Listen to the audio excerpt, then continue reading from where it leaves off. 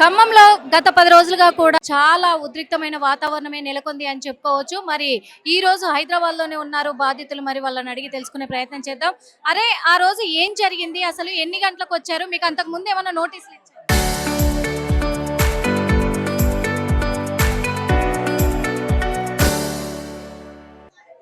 నోటీసులు అంటూ ఏమి ఇవ్వలేదు ma'am. Without notice, without information 4,000 మంది ఫోర్స్ తో వచ్చారు. కుటుంబానికి వచ్చేసి 20 చొప్పున, కుటుంబాల్లో ఇద్దరు ముగ్గురు ఉంటే వాళ్ళని కంట్రోల్ చేయడానికి, వాళ్ళని తోసేయడానికి 20 మంది చొప్పున వచ్చారు. మా దగ్గర 10 బజార్లు ఉన్నాయి. బజార్కి వచ్చేసి 200 మంది. బుల్డోజర్లు ఏంటి, మున్సిపల్ వాళ్ళేంటి, ఆర్మీ వాళ్ళేంటి, ఇంకా పోలీస్ శాఖ ఏంటి, మొత్తం మా మీద సీక్రెట్ ఆపరేషన్ లాగా వాళ్ళు ప్లాన్ చేసుకొని 3ంటికి వాళ్ళు ఫాలిన్ పెట్టుకొని 5 కల్లా వచ్చి ఎర్లీ మార్నింగ్ మేము నిద్రలు కూడా సరిగ్గా పోలేదు మ్యామ్.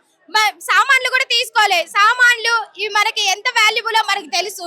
మనం మొత్తం కష్టపడి సంపాదించుకున్న ఇల్లు, మన సామాన్లు మొత్తం మొత్తం మ్యామ్ వితౌట్ ఎనీ నోటీస్ వాళ్ళు వచ్చి కూల్ చేశారు. అంటే ఆ ల్యాండ్ మీరు కొనుక్కున్నారా లేకపోతే ప్రభుత్వం? అది ప్రభుత్వం కాదు, మేము కొనుక్కోను లేదు. అది భూదాన్ ల్యాండ్. వాళ్ళు మాకు పేద ప్రజలు ఎవరైతే రెంట్స్ కుంటున్నారో, ఎవరైతే నిస్సహాయ స్థితిలో ఉంటున్నారో వారందరికీ, పేద ప్రజలు ఎక్కడెక్కడైతే ఉన్నారో వాళ్ళందరినీ గుర్తించి 2014లో మా అందరినీ గుర్తించి అక్కడ మేమే మళ్ళీ ఇదేదో ఒక ట్రస్ట్ తరపున అయితే వాళ్ళే క్లీన్ చేసి ఇస్తారు, వాళ్ళే ఏదో లాభాలు పొందడానికి ఏదో చేస్తారు. అట్లా కాదు, మేము పేద ప్రజలం కాబట్టి మేమే అంతా క్లీన్ చేసుకొని అదంతా పరిసరాలు మొత్తం చెట్లు అవన్నీ మేమే మేమే ఆ స్థలాల్లో రాళ్ళు వేసుకొని 100 గజాలు తేల్చి మేము ఉంటున్నాం మ్యామ్. ఉంటున్నాం. అయితే మొన్న కూడా మీకు ఇప్పుడు ఎక్కడ నివాసం ఉండడానికి ఇచ్చారు మామూలుగా? ఎందుకంటే అక్కడ మొత్తం కూల్చేశారు, అయిపోయింది. మీరు ఎక్కడ ఉంటున్నారు?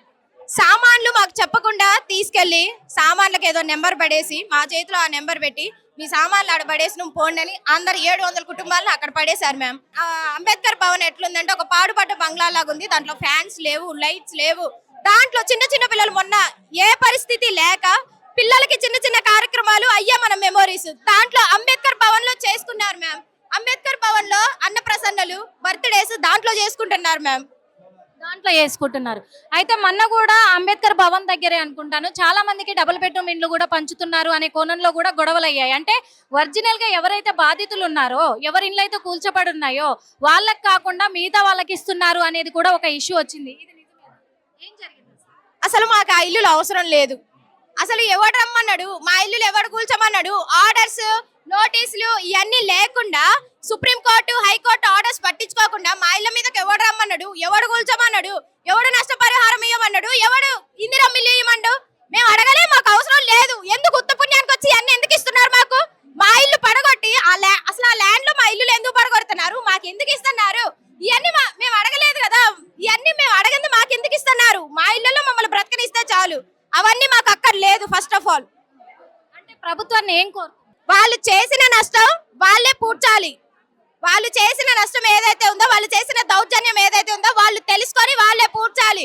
మాకు పోరాటం చేయడం వచ్చు. ఇది తెలంగాణ నేల, ఇది ఖచ్చితంగా పోరాటం జరిగే నేల. మాలోనూ ఆ ప్లేట్ ఖచ్చితంగా ఉంటుంది.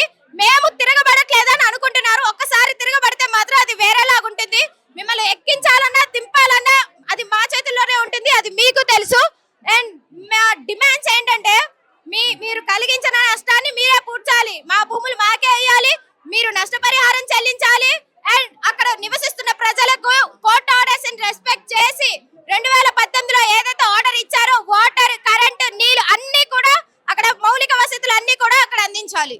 అంటే ప్రజల క్షేమం కోసమే ఇదంతా చేస్తున్నాం అంటున్నారు. ఎక్కడ ప్రజల క్షేమం అండి? 1000 కుటుంబాలు రోడ్డు మీద పడేసి ఇది ప్రజల క్షేమమా? 1000 కుటుంబాలన్నీ కూడా రోడ్లు పాలు చేసి వాళ్ళకి ఫుడ్ లేకుండా, నివాసం లేకుండా ఇది ప్రజల పాలన? ఇప్పుడు హైదరాబాద్ కు వచ్చారు కదా, మరి ఎలాంటి కార్యాచరణ కోసం వచ్చారు? ఖమ్మంలో 3 మంత్రులు ఉండి ముందు సిగ్గుచేటు, ఆ కలెక్టర్ ఉండి సిగ్గుచేటు, ఆడేది జరగట్లేదు. ముందు వాళ్ళకి చెప్పుకోవడమే సిగ్గుచేటు. మాకు ఇక్కడైనా మీడియా వాళ్ళైనా, ప్రెస్ వాళ్ళైనా ఖచ్చితంగా పవర్ ఉంది. మీడియాకి పవర్ ఉంది అండ్ ఇక్కడ ఉన్న ప్రజలకి పవర్ ఉంది. ప్రజలందరికీ తెలియాలి. ప్రజలందరూ మీరు ముందుకు వచ్చి మాకు సపోర్ట్ చేస్తారనే మేము ఈ హైదరాబాద్ గడ్డ దాకా వచ్చి ఇక్కడ నించున్నాము. మీ అందరి సపోర్ట్ కావాలి, మీడియా అందరి సపోర్ట్ కావాలి. మనం తలుచుకుంటే చేయలేని ఏది లేదని తెలుసు. మన వరకు మన కుటుంబం అనే స్వార్థం ఎవరు చూసుకోవద్దు. మనమందరం హ్యూమన్ బీయింగ్స్. మనమందరం కూడా ఐక్యంగా ఉండి ఖచ్చితంగా ప్రభుత్వాన్ని ఎదుర్కొందాము. ఖచ్చితంగా ఈ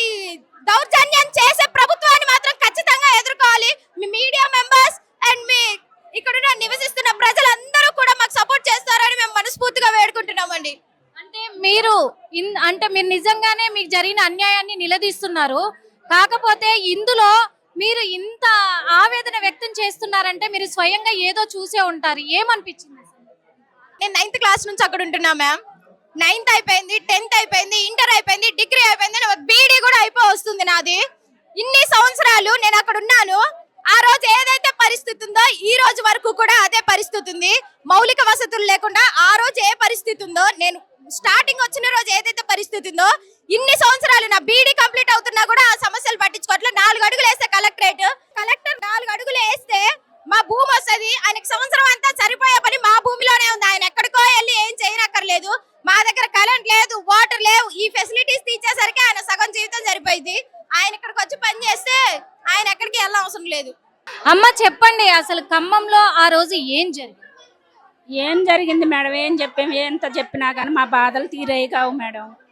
ఏం చెప్పాము? అసలు సడన్గా మాకేమి ఇన్ఫర్మేషన్ ఇవ్వకుండా కోర్టు పోలీసు వాళ్ళని వచ్చారు సార్ మేడం. వాళ్ళకి నిజమైన ఆర్డర్లు ఉంటే 1000 మంది పోలీసు వాళ్ళు అవసరం లేదు కదా.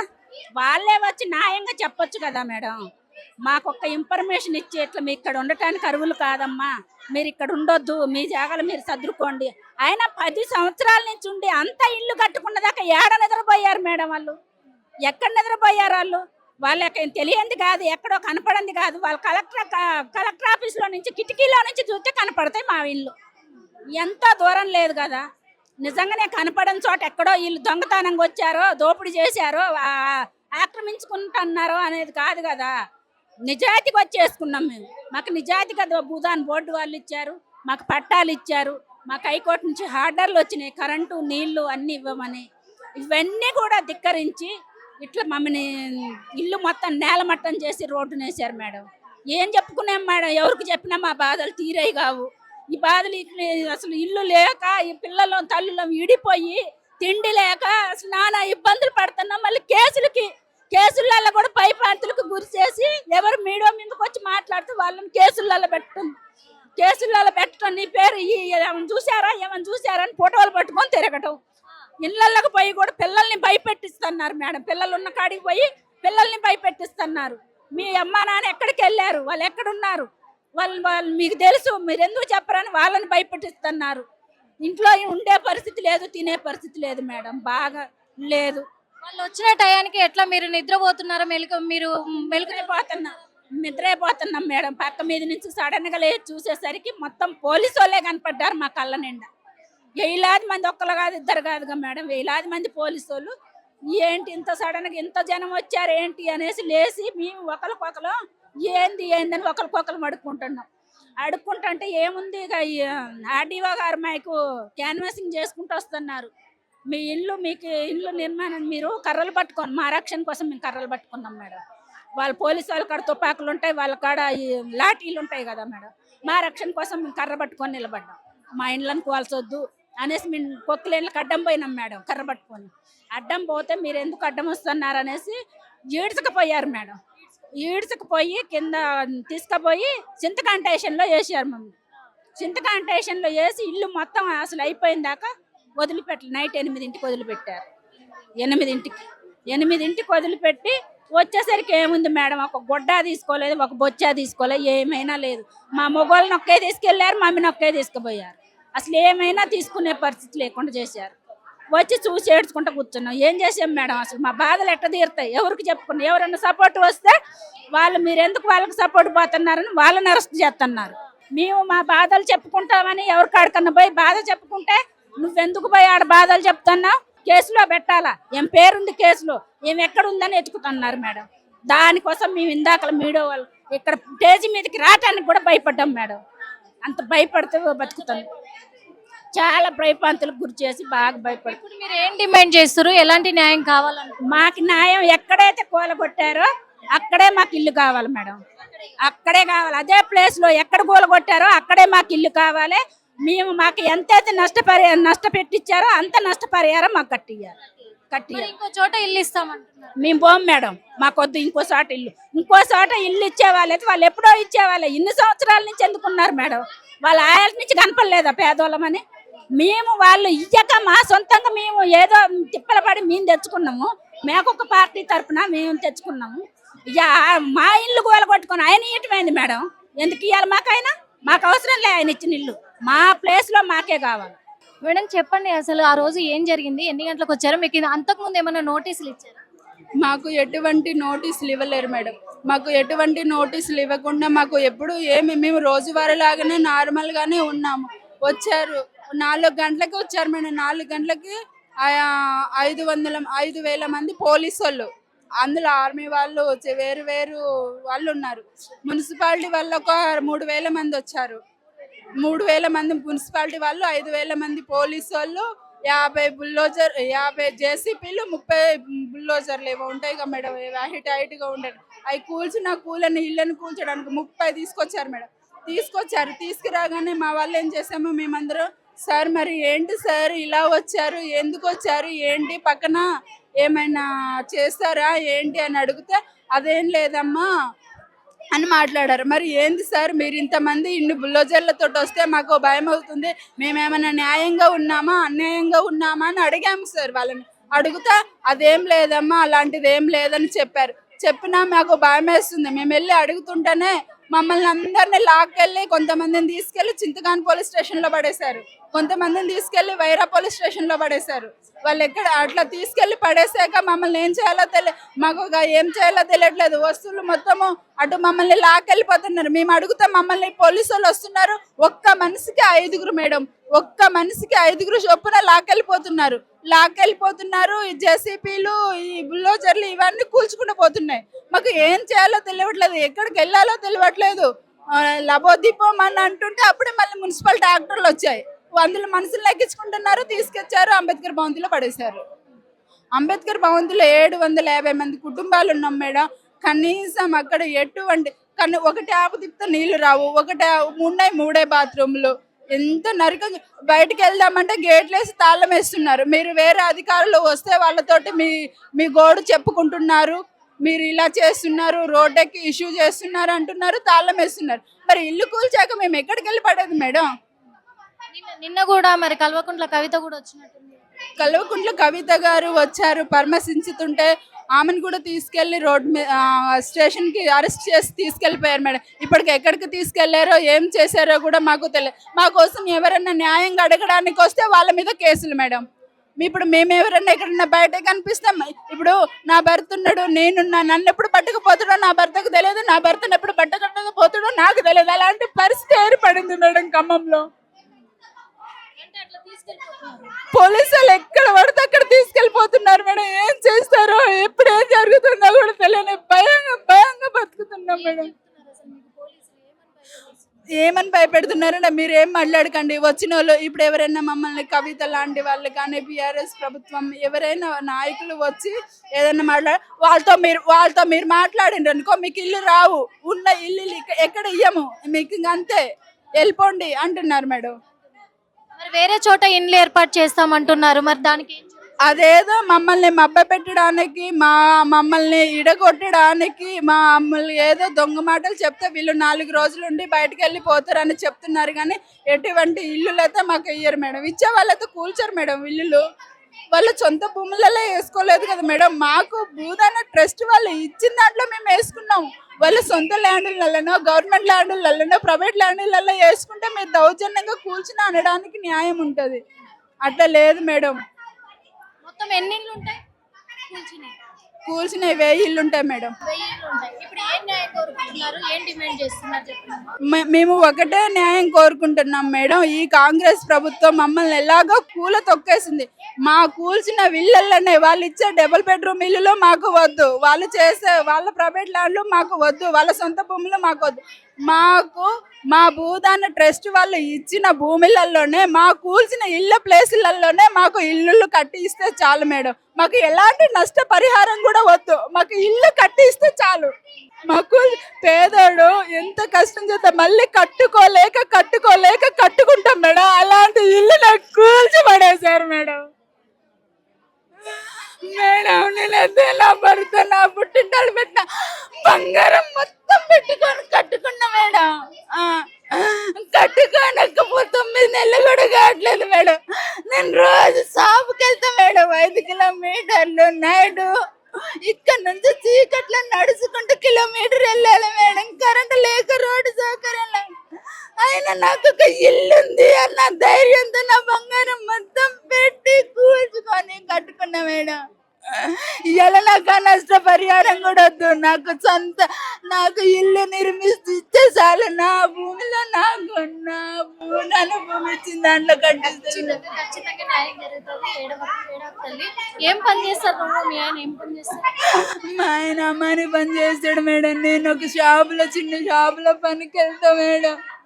ఇక్కడికి వచ్చిర్రు, మరి అంత దూరం కలిసి ఇక్కడికి వచ్చిర్రు కదా, ఇప్పుడు ఇక్కడ ఎవరిని కలుద్దామని వచ్చారు? ఎట్లా న్యాయ పోరాటం చేద్దాం మేడం? మాకు ఇక్కడ ఈ ప్రెస్ మీట్ లో మీడియా మిత్రులందరూ కూడా మాకేదో న్యాయం చేస్తారు అని చెప్పి ఇక్కడికి వచ్చాం మేడం. మా గోడును మా బాధను ఒక పోలీసు వాళ్ళు కదా మేడం, నిన్ననైతే పోలీసు వాళ్ళు మమ్మల్ని దౌర్జన్యంగా తన్నారు మేడం. అంబేద్కర్ భవన్ కాడ ఒక లేడీ ఆమెను ఇక్కడిక్కడ గుద్దారు మేడం. కొట్టిరు కూడా ఎట్ట కొట్టారంట మేడం, వాళ్ళు లేడీస్ కాదేమనిపిస్తుంది మేడం, లేడీ పోలీసులు అట్ట కొట్టారు మేడం.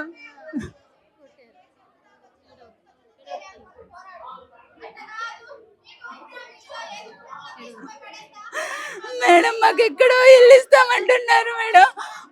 మా ఊర్లలో ఇల్లు లేక కనీసం కూలి పనులు లేక మేము సిటీకి వచ్చి కూలనాలో చేసుకొని బ్రతుకుతుంటే మాకు ఆ భూదాన ట్రస్ట్ వాళ్ళు మాకు ఆ ఇల్లు స్థలం ఇచ్చారు. అందులో కట్టుకొని ఏదో తినక మేము అక్కడ పనికి పోయి వచ్చి ఆ గుడిసెలో పడుకునే వాళ్ళం మేడం. ఆ ఇల్లు కూడా లేకుండా చేస్తే మేము మనుషులం కాదా మేడం? మాకు ఇల్లు అంటూ ఉండదా? మేము పనులు చేసి మేము అలసిపోమా మేడం? ఖచ్చితంగా మీకు మాత్రం నిజంగా అండగా ఖచ్చితంగా మీడియా ఉంటది, మీడియా పోరాడుతుంది. ఈ మీడియా మిత్రులకు అందరికి నాది విజ్ఞప్తి సార్, మాలాంటి పేదవాళ్ళ జీవితాన్ని ఖచ్చితంగా ఉంటది, ఖచ్చితంగా నిలబడతాం. ధైర్యంగా పోరాడతాము. మాలాంటి పేదవాళ్ళకి మీరు ఎప్పుడు అండగా ఉంటారని నమ్ముతున్నాను. ఖచ్చితంగా మీరు ఏడవద్దు, ధైర్యంగా ఉండాలి. ధైర్యంగా ఉండి పోరాడితేనే ఏదైనా సాధించగలరు, అది గుర్తు పెట్టుకోవాలి. ఎప్పుడైనా ధైర్యంగా ఉండి పోరాడితేనే ఏదైనా కూడా మీకు అండగా ఉంటది. మీరు ఏడవద్దు, నా భర్త యూసీడీ చేసిండు మేడం, ఆ సర్టిఫికెట్లు అన్ని అందులోనే పోయినాయి. ఖచ్చితంగా మీరు ఓటేసి గెలిపించారు కాబట్టి ఈ రోజు నిలదీసే హక్కు కూడా మీకుంది. ధైర్యంగా పోరాటం చేద్దాము, చేసి నిలబెట్టుకుందాం. ఖచ్చితంగా చూసాం కదా మరి ఖమ్మం బాధితులు ఎంత గుండె పగిలేలా ఏడుస్తున్నారో. ఎందుకంటే ఓకే, ప్రభుత్వం వాళ్ళ మంచి కోసం చేస్తుందా చెడు కోసం చేస్తుందా అనే విషయము పక్కన పెడితే కూడా వాళ్ళు సొంతంగా కూడా వాళ్ళు కష్టపడి రూపాయి కూడబెట్టుకొని వాళ్ళ సొంత ఇంట్లో కట్టుకున్నందుకు వాళ్ళు తిన్నా తినకపోయినా ఎంత కష్టపడ్డా కానీ మాకు ఒక గూడు ఉంది, వచ్చి ఆ గూట్లో పడుంటామని ఒక ధైర్యాన్ని ఈరోజు మాకు కోల్పోయేలాగా చేశారు. మా ఇండ్లు కష్టపడి కట్టుకున్నాం కాబట్టి మాకు అవే కావాలి. ఎందుకంటే ఇంకొకటి, పోలీసుల వ్యవహారానికి వస్తే పోలీసులు మాత్రం చాలా దారుణాతి దారుణంగా మా పైన చేయి చేసుకొని తంతున్నారు, కొడుతున్నారు, ఛాతిలో కొట్టారు అని చెప్పేసి కూడా కొట్టారు కాబట్టి మేము భయపడి దాక్కొని బతుకుతున్నాము. ధైర్యం చేసి హైదరాబాద్కు వచ్చాము, మాకు మీడియా మొత్తం సపోర్ట్ చెయ్యండి అని చెప్పేసి అర్జిస్తున్న క్షణాలు మనము చూసాము. కానీ ఆ ఖమ్మంలో ఈ కుటుంబాలకు, బాధిత కుటుంబాలకు, రోధిస్తున్న కుటుంబాలకు ఖచ్చితంగా న్యాయం జరగాలని కోరుకుందాము. కెమెరామెన్ విజయ్తో Nirmala, RTV. Local to global news at your finger tips. మీ చేతిలో ఒక ఆయుధం. Download R TV app. Media legend Ravi Prakash is back.